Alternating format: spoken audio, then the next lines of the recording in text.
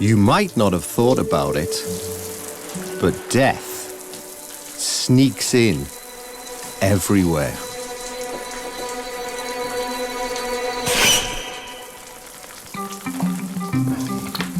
Hva er så galt med dette da?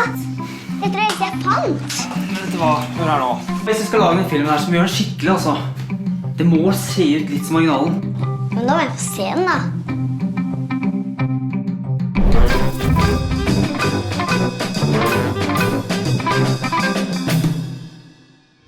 I want you to kill everyone over there! And I want you to kill everybody over there! Death is in the music.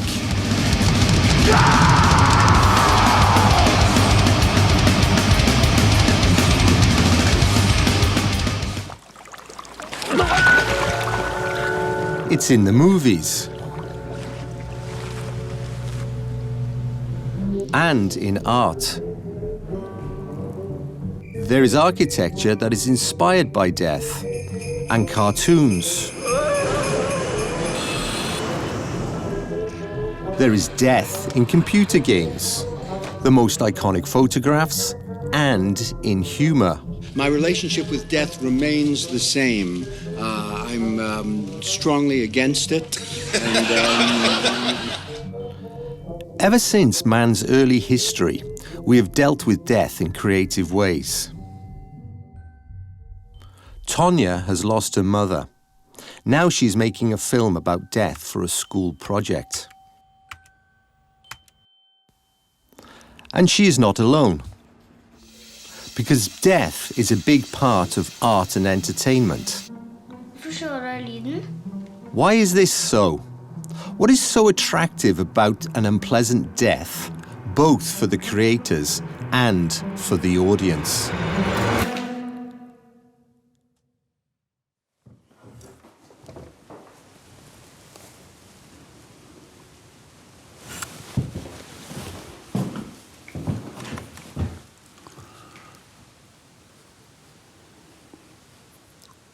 Jeg holder akkurat på med et selvportrett.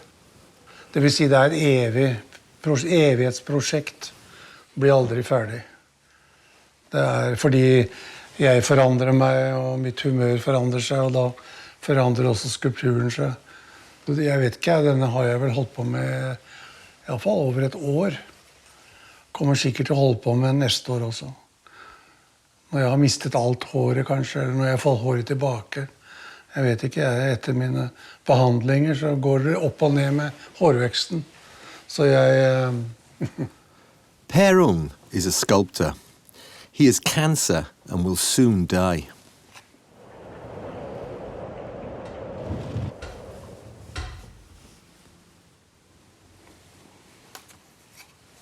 Jeg føler meg veldig fokusert. Jeg føler meg veldig til stede.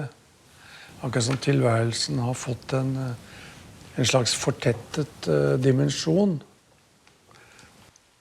Jeg ser på dette her som en slags, ikke gave, men et eller annet som har skjedd med meg som er viktig. Og som jeg opplever som viktig. Så at for meg virker dette positivt, faktisk. Det virker positivt. På mitt arbeid og på mitt humør og... For the professional artist, it can be a positive thing to stare death straight in the face. But for everyone else, art can help us live with death. I think art often can be very therapeutic, and I think, you know, drawing in itself is a very relaxing activity, and I know that a lot of people find just simply sort of taking time to kind of be still and drawing and do that very focused activity in itself is quite kind of meditative almost.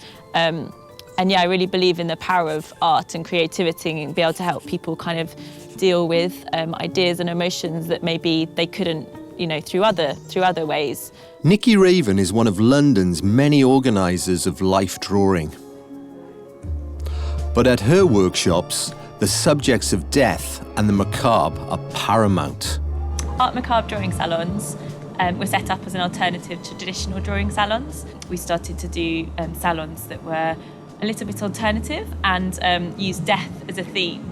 So each salon we take a different sort of playful theme around death and we incorporate that into the poses, and the models become characters, so using props and narrative and costume to hopefully create some inspiring scenes. And yeah, people seem to really engage with it and find it a really interesting source of inspiration for their artwork. But yeah, thank you so much for coming and supporting Art Macabre, and it's really great to have you here. I hope you have a brilliant rest of the week, whether you're celebrating Day of the Dead or Halloween tomorrow. Artists have always been inspired by death, but one question has always created headaches. How to represent something no one has ever seen? What does death look like? We humans have developed a method to express the abstract.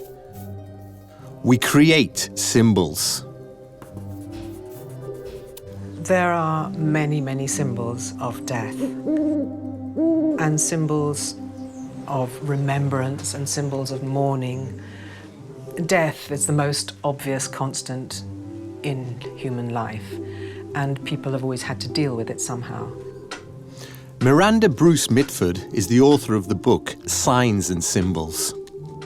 A sign is something quite straightforward. So it may be a street sign.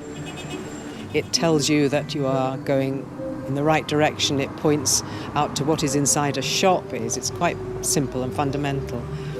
But a symbol is something much more profound because it can point to a much higher truth, a deeper truth. So that if you look at a ladder, if you think of it symbolically, you look at the steps of the ladder, which are leading up to a higher understanding, a higher truth, or to heaven, for example. Symbolism makes death more palpable. The poppy is the colour of blood. That's why in many countries, this flower is used to honour those who have fallen in battle. Death can be a bird. The vulture doesn't hunt live animals, but waits until the prey lies dead on the ground. Jeg tror ikke jeg helt skjønner de reglene, altså.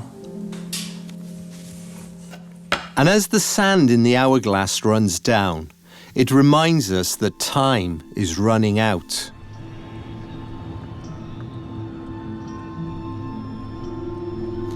But there is a symbol of death that is more recognizable than any other.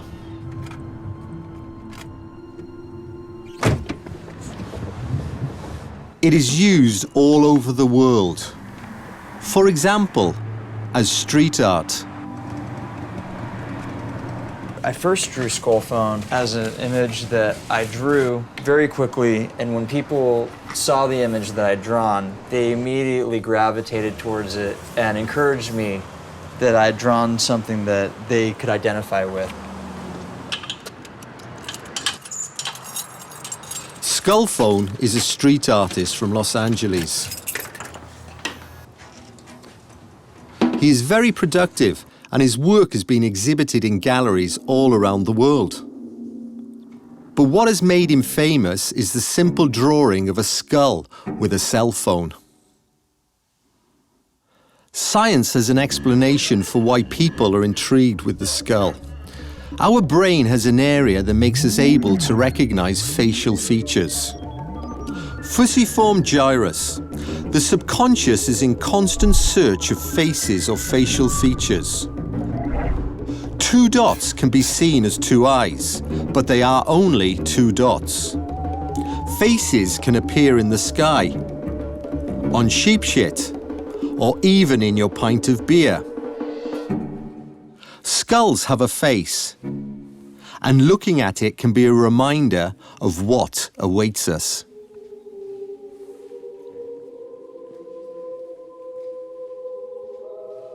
In the small town of Sedlec in the Czech Republic, there are sculptures made entirely of skulls and bones. A visit to the Bone Chapel is a visit into the world of the dead. And for many, this is inspiring. Nå er jeg klar, pappa. It's an early morning in Sedlec. I'm surrounded by thousands of bones. Han pleier å snakke litt lavere. It's an early morning in Selleck. The tradition of bones decoration is quite old. It was typical for the high medieval, late medieval, and then newly also for Baroque period. It's a kind of memento mori. Memento mori. Remember that you will die. Chandeliers made from all the bones in the body. Family emblems. Obelisks. And decorations. Everything is here to remind us of death. The Latin term has not only influenced art, it has also been used to frighten people. Pirates use skulls to create fear, and the chemical industry uses it to warn against poison. But today, the symbol has become so common that it is no longer scary. To me, it doesn't represent death so much as a life. It's a life within my own world. That which was supposed to scare us has become alluring. The consequence is that in the EU countries, this has been replaced with this. In the Sandman comics, everything is turned upside down. The character of Death in the Sandman series is not what everyone expects when they think of death. She's this cute, perky little goth girl with Egyptian eye makeup and Susie and the Banshees hair, who you probably would like to go hang out with. Jill Thompson is a world-famous comic book illustrator. And the winner is Jill Thompson. She has won several awards and illustrated a number of cartoons where death is a key subject. The popular Sandman series is one of them, and here the character called Death is closest to her heart. She's everywhere all the time. People are dying everywhere, and she's with you. It's like the moment you cross over, she's there, you see her. And I remember the one that really resonated with people is she was at a crib, and she just went and picked up the baby. And the baby says, "Is that it? That's all I got?" And then she tells the baby, "You got what everybody gets. You get a lifetime." When you're writing a story, death as a catalyst is certainly an important story element. It can affect every character, it can affect a situation, you can affect the reader. It can be a complete shock, a total storyline swerve. Tonight is the night when you die! Hva er det du holder på med? Skremmer deg? In film, there is a whole genre dedicated to the art of scaring people. Hello. It often involves people who are left on Earth after their death. Ghosts. There are ghost movies for teenagers, for kids, Pappa spöke gjorde sig redo att gå till jobbet. and for adults.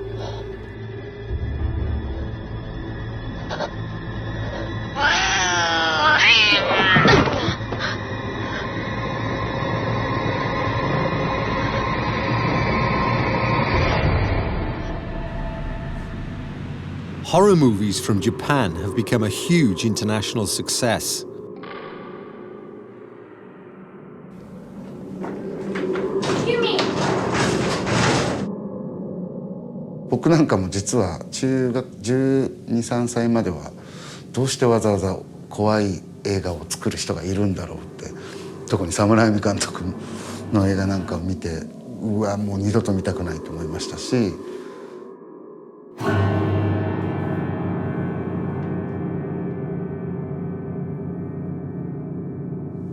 ただ映画を好きだったんで友達にホラーを差別するなって言われてから、まあ、やっと少しずつ見るようになって慣れていってまさか自分が大人になって作るとは思ってなかったんですけどアメリカの方ではプロデューサー含めいろんな人たちお客さんもそうなんでしょうけどいろんな人たちがやっぱりそのもう目に見えて分かりやすく気持ち悪いものとか怖いものとか血だとかそういう物理的にどう死んだかとかっていうのを見たがるとか知りたがるんです。The peaceful, high-tech country of Japan is world famous for its horror films. In all these films, the fear of dying is central. Similar to Japan, the Nordic countries are safe places to live. But in the darkest corners of this society, we find hatred, violence, and the most brutal murder. Nordic crime has become a worldwide success. The couple who write under the pseudonym Lars Kepler have been Sweden's best-selling writers for the last 3 years. And it all began with their first book, The Hypnotist. Peter Andersson läser Hypnotisören av Lars Kepler. Polisassistenten som hittade honom bland de andra kropparna i radhuset trodde att han var död. Pojken hade förlorat stora mängder blod.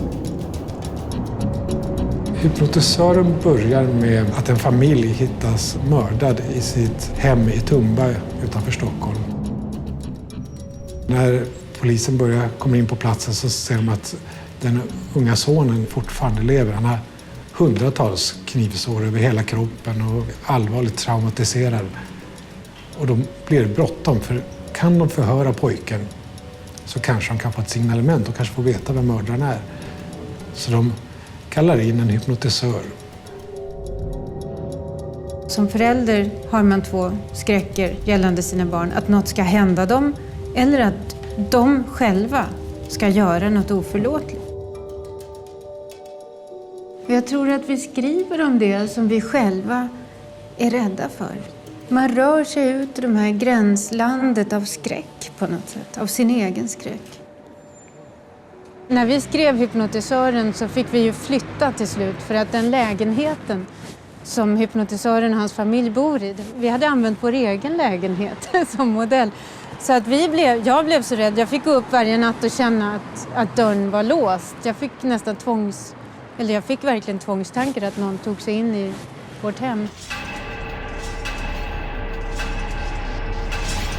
Millions of crime novels are annually released onto the world market, and audiences flock to the theatres to watch horror movies.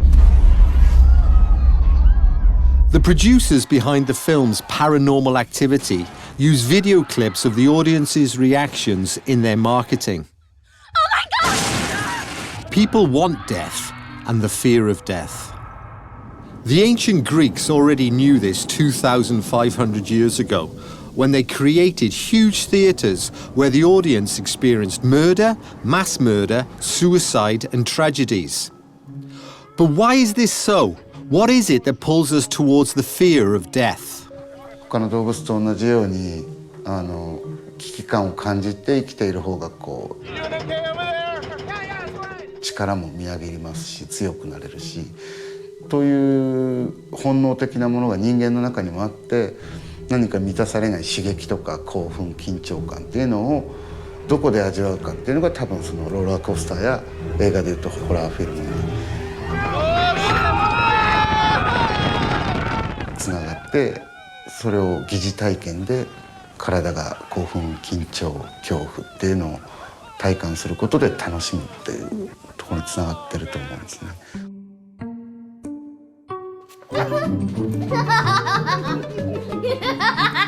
Barn älskar att bli kittlade. Och att bli kittlade är ju ganska obehagligt. För mig är det här något väldigt komplext och motsägelsefullt. För att de både vill och inte vill bli kittlade. Alltså det är något skrämmande att de gav sig ut. Mamma, kittla mig! Sikker? Och det är lite så med våra böcker också. Det vi brukar jämföra det med att åka berg- och dalbana. Att man tror att man är på väg ut för och sen så räddas man varje gång.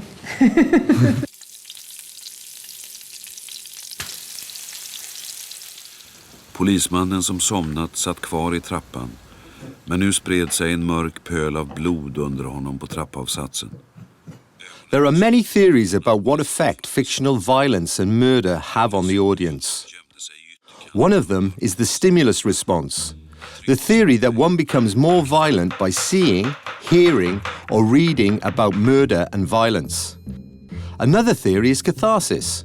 The philosopher Aristotle believed that the Greek tragedies had a positive effect on the audience.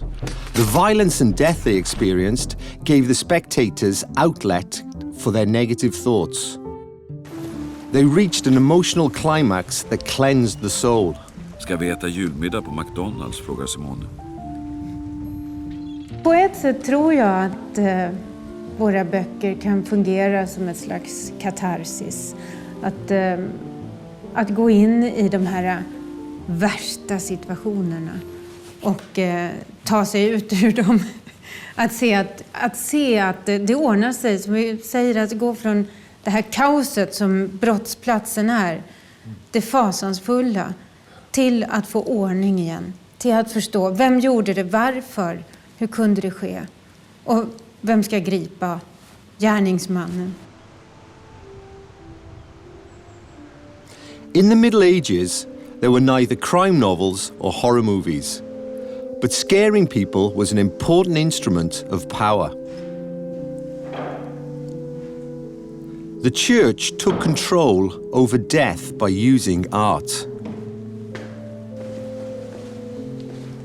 Dan Cruikshank is an art historian and presenter for the BBC. He has a great knowledge of medieval art and its focus on death.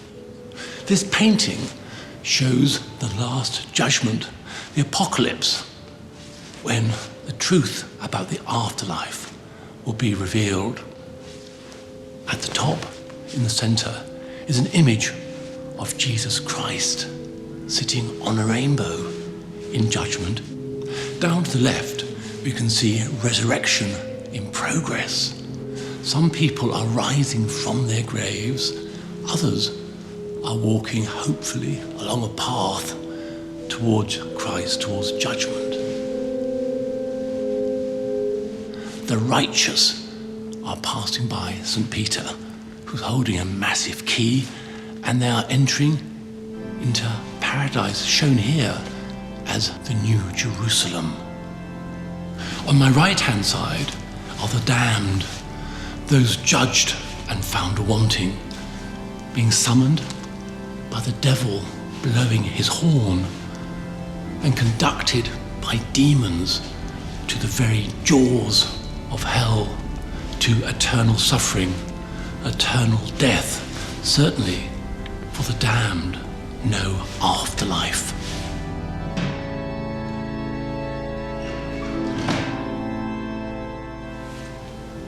Imagine the impact this painting would have had on worshippers sitting here about 600 years ago.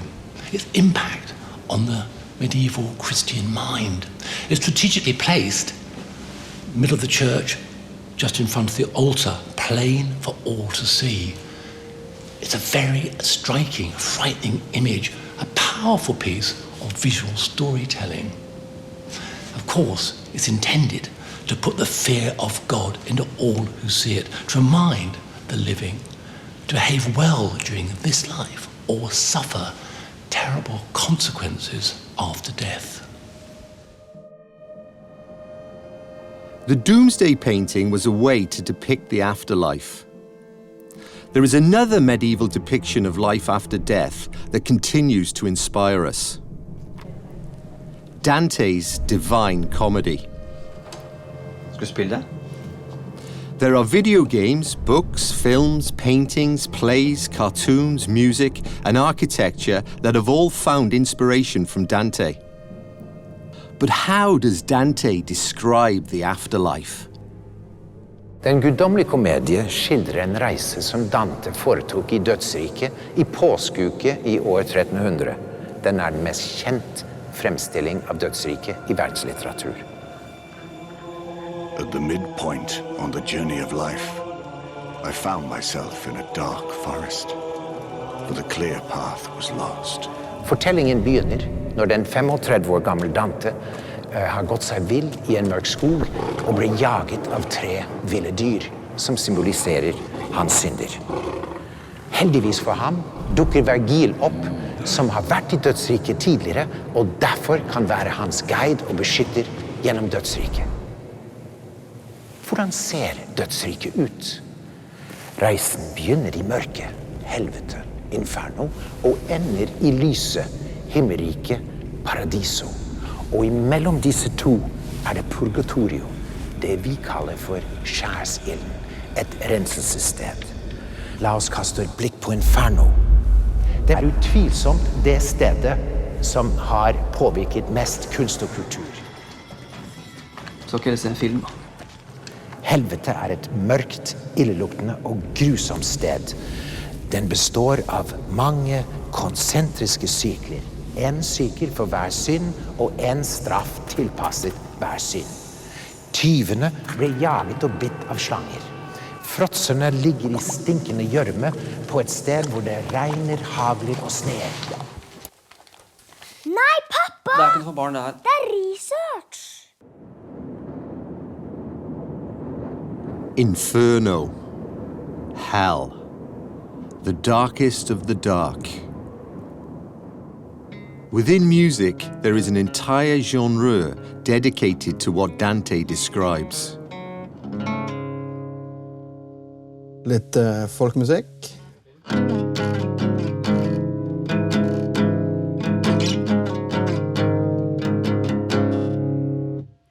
Og så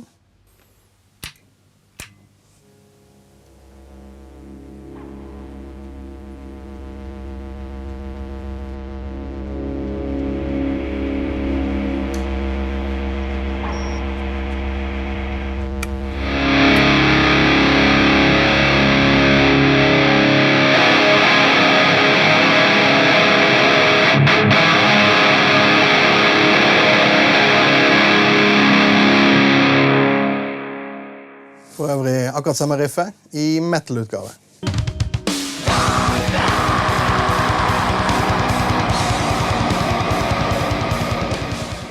Eva Bjornsson is a guitarist in the band Enslaved. For 23 years, their music has been tuned to the dark side of existence. Metal-musikk veldig nært knyttet til døden, og metal-musikken og metal-mytologien, metal-konseptene, tematikken.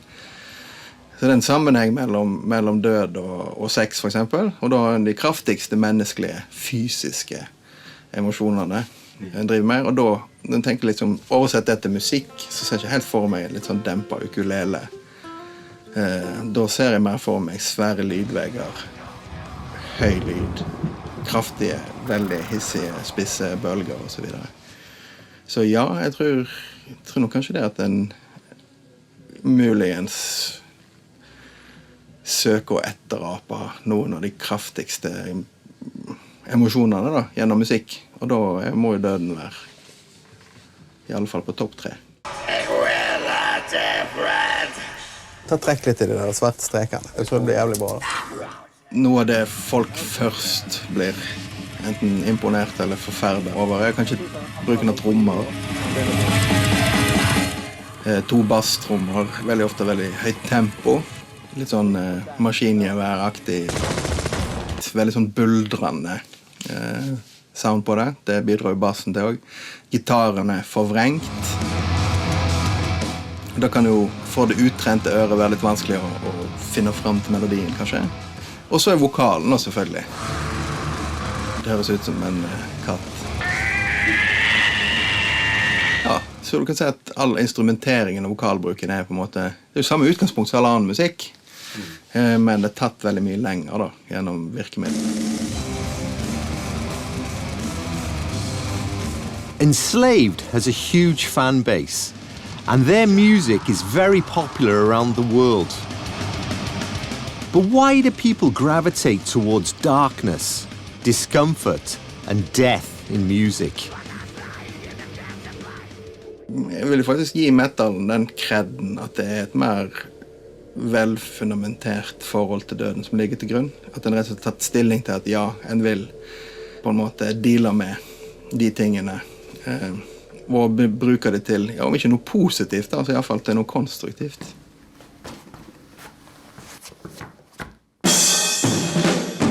Noen ganger det jo har den jo behov for det destruktive, fordi at den kanskje står litt fast, eller ting er lite fruktbare og så videre. Så i stedet for å bruke energien på å unngå det og holde det nede, så kan du heller på en måte prøve å kjenne litt på de tingene som er der. Jeg tror kulturen vår er et sånn nullsumsspill, da, at den må ha en viss mengde død, fordervelse, krig og aggresjon. Det ligger liksom i oss som de vesenene vi er.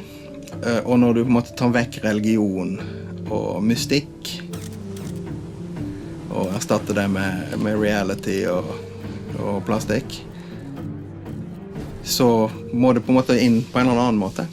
Og da har du jo sport, kan jo være en måte å få liksom tilfredsstilt krigsinstinktene eller stammetilhørighet eller hva det nå er de holder på med. Og så er jo kanskje metalmusikk og litt sånn ekstremkunst en måte å få liksom tilfredsstilt dødsdriven.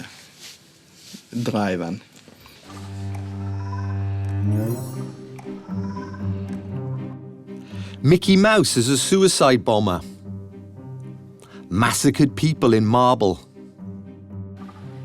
And a dying zombie with black lungs connected to a respirator. Hans kranie er faktisk den maske fra fredag den 13. Så det er også en spørsmål, hvornår en menneske stadigvæk en menneske, for eksempel i koma, har løg og sådan nogle ting. Der er så mange punkter, der ligger i den for mig. For the last 3 decades, the Danish-German artist Christian Lemmertz has questioned our relationship to death. En sår kan være lige så smukt som en rose, no? Eller jeg synes faktisk, en rose kan være lige så hæslig som en sår. Måske ligger netop skønheden tæt på dødeligheden. Fordi vi er dødsbevidst, måske skønheden kan opstå, og ikke omvendt. Lemmertz's exhibitions provoke, and there is one of his works that specifically creates controversy. Hvad er mere banalt end at leve en traditionelt figur af Kristus på korset? Ingen vil kigge på det mere, for de har set det 1000 gange, fordi billedet bliver gammelt. Derfor, og kunstens opgave er ja faktisk at genopfinde. But why does he want us to look at the crucifix in a different way? And why is the beheaded Jesus more provocative than the crucified Jesus? In early Christianity, the cross was not used as a symbol of faith. It was deemed shameful because the cross was a testament to humiliation and defeat. But all that changed because of the belief in Jesus' resurrection. The cross became a symbol for victory. The cross of Christ is the symbol of our life.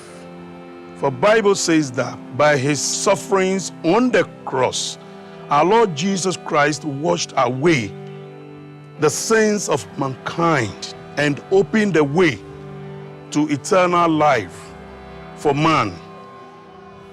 Today, the cross can be found everywhere, both with and without Jesus. And we might not even consider what it actually is. I find the cross to be really morbid, to hang a crucified guy around your neck all the time, or a cross which has been used as a torturous device in history. En symbol for en af de mest brutale torturmetoder bliver faktisk til en symbol for en religion, der faktisk prædikter næstekærlighed og de slags ting. Så altså, man kan ikke forestille sig en Buddha på korset, for eksempel. Man kan tænke sig alt muligt, når vi har hængt. Så vil vi have haft en løkke hængende rundt om halsen, eller en elektrisk stål, eller en sprøjte. For ellers, hvis man skulle være rigtig åndskabsfuld, så måske en lille gaskammer for tyskerne. Så nu kommer jeg fra Tyskland, så kunne det også være meget godt. But why does Lemmertz question death instead of hiding it away? Why does he go further with his provocations than other artists? What is he trying to tell us? Jeg tror, der ligger en meget, meget stor fascination. De fleste folk har omkring døden. Altså hvis du har en trafikoffer, de fleste vil sige, hvor skrækkeligt, men de fleste vil samtidig også have sådan dobbeltblik, sådan pornografisk blik, og så se, hvor meget blod ligger der, hvor mange hjerne ligger der på asfalten. Så pludselig er du ja i en slags moralisk, etisk dilemma, no? Fordi på en ene måde skulle du have haft en medfølelse, no? Men på en anden måde har du jo også det sådan absolut pornografiske blik. Du vil se mere. A 50-year-old amateur film clip of a murder stands as an example of this human urge. Every day, thousands of people watch this movie online. And it does not stop there. Art critics have compared the film to the work of the most famous artist of all time, Leonardo da Vinci.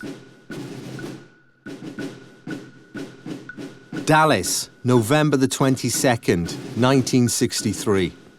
The clothes salesman Abraham Zapruder is standing on a concrete base, holding his camera. He is there to film US President John F. Kennedy's visit, but what he gathers on film is a moment of death. Kennedy is shot dead. This is the most famous footage of a person's death, but can this film be considered as art?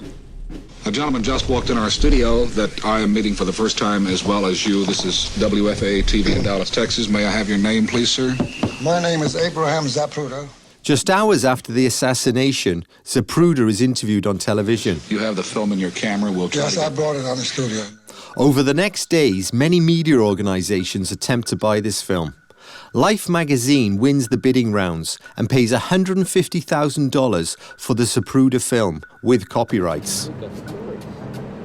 Life magazine owned the camera original film until 1975, when they decided to sell it back to the Abraham Zapruder family, reportedly for $1. The National Archives, concerned about preserving the original film, asked the family if they could store it for them, and of course the family agreed right away. But the US authorities seized the roll of film, and as a result had to pay the Zapruder family. But how much is the original film reel worth? What I was trying to do was to rebut the government argument that the film wasn't worth very much. Part of their approach in the case was to say, this was a film, and you can go buy this film for only a few dollars at a Camry store. Robert Bennett was the lawyer for the Zapruder family.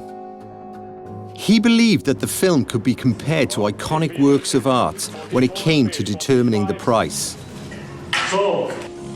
After long discussions, they concluded that the film should be priced as high as the Codex Leicester by Leonardo da Vinci. In the process of telling them why we picked the Codex, why our experts picked it, we drew analogies with famous paintings, great works of art. When the litigation was over, we got, I think, approximately $17 million. So we were quite pleased with the outcome. There were many photographers at the scene when Kennedy was shot, but only one captured the moment of death. The other film copies have never been considered art. But when it comes to the Zapruder film, the US authorities accepted that a film about a person's death can be compared to a work of Leonardo da Vinci. The film doesn't just document a murder. It is also being given an aesthetic value. Making something attractive, something beautiful, out of something that repels or scares us is perhaps a deep-set desire. Whether you're a little girl or a great artist. The National Gallery in Oslo exhibits paintings by Edvard Munch. Throughout his life, he focused on major themes such as jealousy, love, fear, and death. I bildet Døden i sykeværelset konfronterer Munch oss med en veldig enkelt rom og en dødsscene. Vi aner det en veldig grusom moment i denne familien som har samlet seg i dødsværelset, men vi ser ikke døden fysisk. Vi ser heller de psykiske reaksjoner på dette hendelse. In the painting, all focus is on the grief in the room. A girl who is doubled up in grief, crying. A woman staring straight at us. One who cannot deal with it and leaves the room. Another who prays beside the dying person. And Munch himself, who slowly turns towards his own sister. The green colour on the walls is reflected in the faces and emphasises their discomfort. But at the same time, the dying person cannot be seen. The painting allows different interpretations of our relationship to death. Should we hide death, or should it be seen? What significance the painting has on the individual will probably vary. That's how art works. When art meets an audience, new interpretations may occur. Jeg har min fantasi hvor det finnes sterke polariserte virkemidler, sånn som døden og livet, himmel og helvete, Gud og djevel. Hvis du bare spiller sånn, så blir det litt kjedelig for Kaisers Orkester. Så vi trengte jo mer rytme og smell i det, så gjorde vi sånn her. Jan Ove Ottesen was the lead singer and songwriter for one of Norway's most famous rock bands, Kaisers Orchestra. And the song Heartbreaker is one of their biggest hits. Du og meg like som prater opp av vann, I hvert fall hvis du tør å spørre. Jeg pleier å sette på ei plate som du for meg sang, helt til jeg sovner I ditt fang. Denne sangen handler om mor og datter som da skilt fra hverandre, men hvor det føles som om de finnes der ute, og kanskje en vakker dag så treffes de igjen. Det egentlig det den handler om. Lurer på om du finnes der ute nå.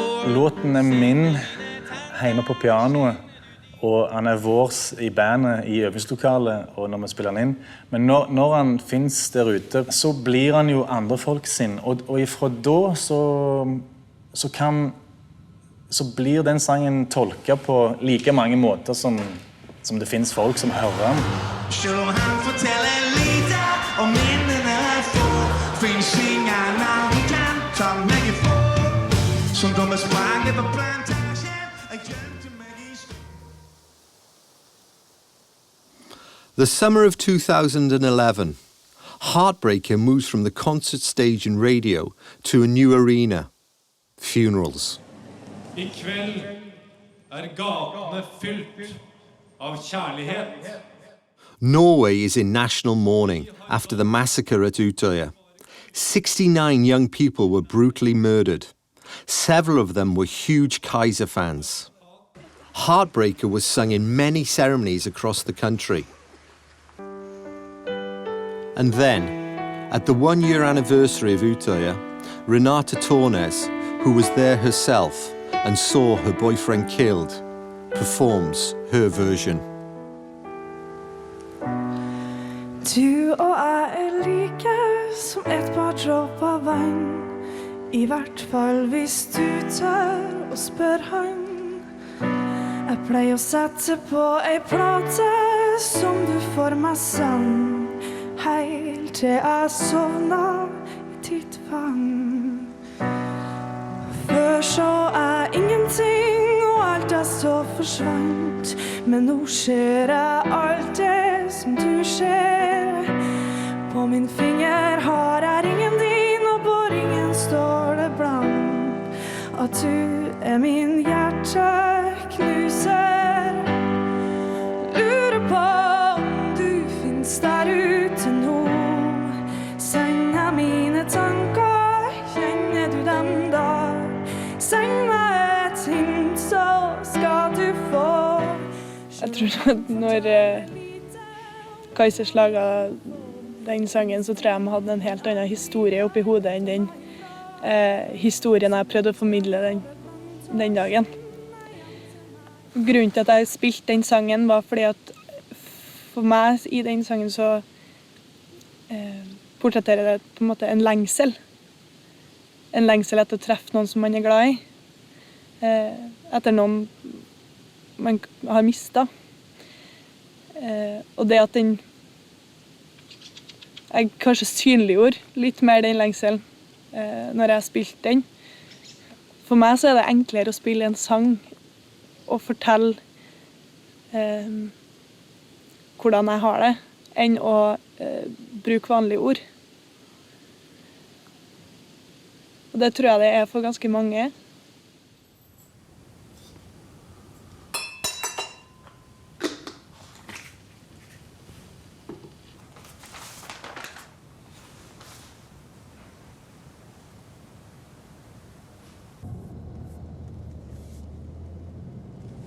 Om udødelighet. Det er jo ikke derfor jeg driver med skulptur, for at jeg skal leve i generasjoner fremover i menneskenes bevissthet, ved at de går og ser på mine skulpturer og sånn. Men det er klart, de kommer jo til å gjøre det da. Fordi skulpturene blir jo stående der i flere hundre år, noen av dem i hvert fall. Så på den måten så er man jo da har man forlenget sitt liv på en måte i folks bevissthet.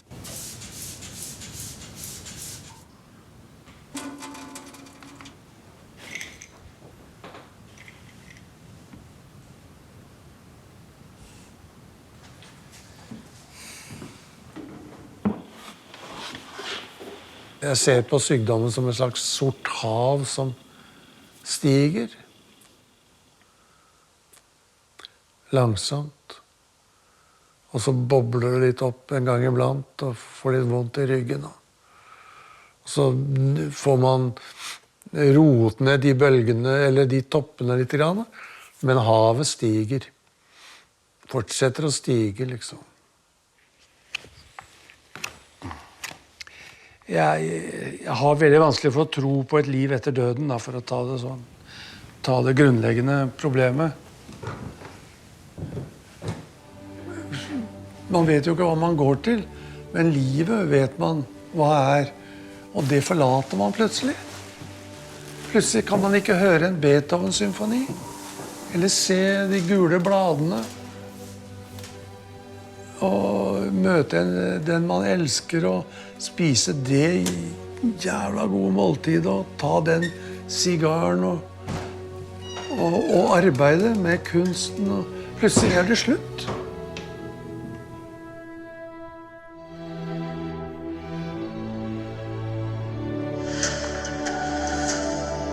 Her er NRK Dagsnytt klokken 8:30. En av Norges aller mest kjente bildehuggere, Per Ung, døde i går kveld. Han ble 80 år gammel.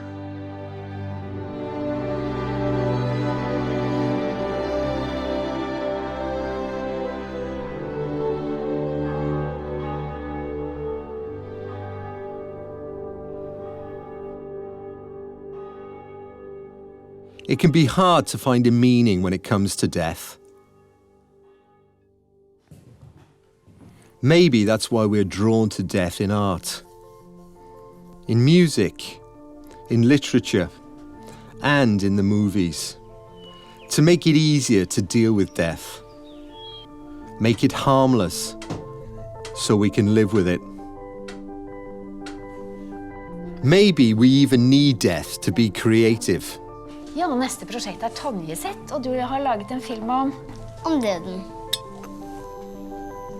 Death frightens. Death makes us happy. It's an early morning in Sedlik. Death fascinates.